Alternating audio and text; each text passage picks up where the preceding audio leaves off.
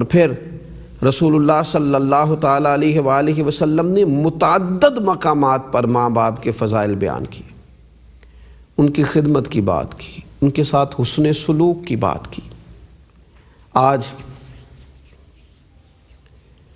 نوجوان نسل یہ دعویٰ کرتے ہوئے کہ نا جی میری ذرا طبیعت غصے والی ہے،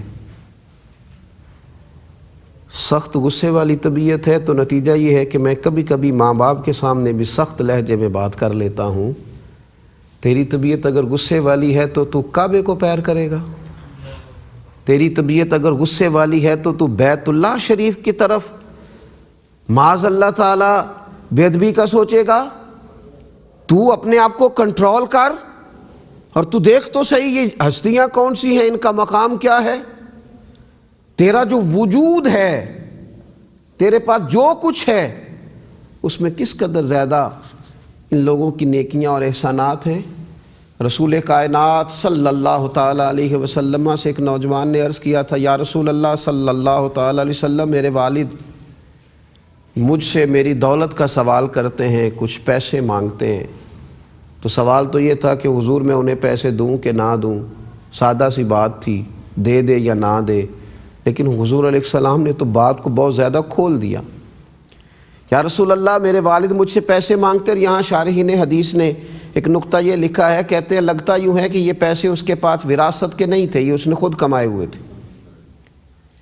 حضور مجھ سے میرے والد صاحب پیسے سب مانگتے ہیں تو میرے لیے کیا حکم ہے؟ تو نبی پاک علیہ السلام نے فرمایا، تو بھی اپنے باپ کا ہے اور تیرے پیسے بھی تیرے باپ کے، اور جب ہیں ہی اس کے تو یہ سوال کس بات کا کہ وہ مجھ سے مانگتے ہیں تو میں دوں یا نہ دوں، جب ہیں ہی اس کے، تو بھی ماں اپنے باپ کا ہے اور تیرے پیسے بھی تیرے باپ کے ہیں۔ تو اپنی زندگی کے سارے معاملات میں ماں باپ کی رضا کو پیش نظر رکھنا، ان کے جذبات کا خیال رکھنا۔ ان کے دل ٹوٹتے ہیں،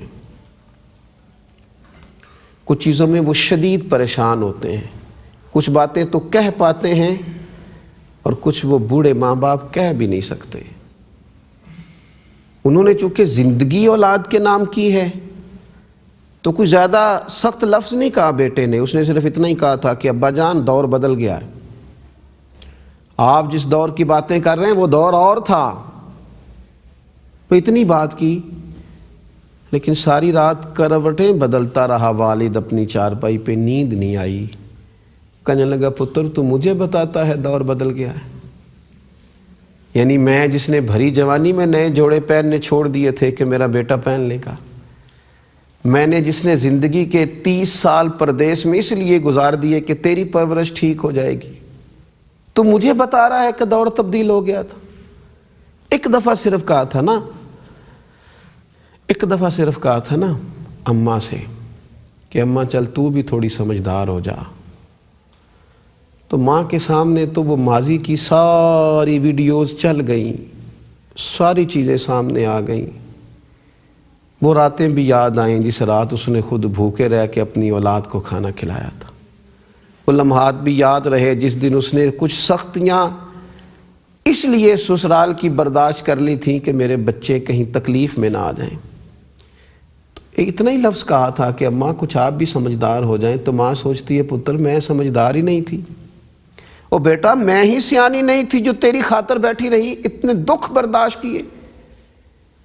قرآن مجید نے کہا اف نہ کہنا ماں باپ کو، اس لیے کہ ان کے دل بڑے نازک ہوتے ہیں۔ دوستو پھولوں سے زیادہ نازک طبیعت ہو جاتی ہے بوڑھے باپ کی، وہ ذرا کی تیز دھوپ کیا چلے وہ مرجھانے سے لگتے ہیں، اور ماں کا وجود وہ تو یوں لگتا ہے کہ جیسے نسیم صبح کے جھونکے سے بھی زیادہ شفاف ہے۔ اگر تھوڑی سی بھی سختی آتی ہے تو ماں تکلیف میں آ جاتی ہے۔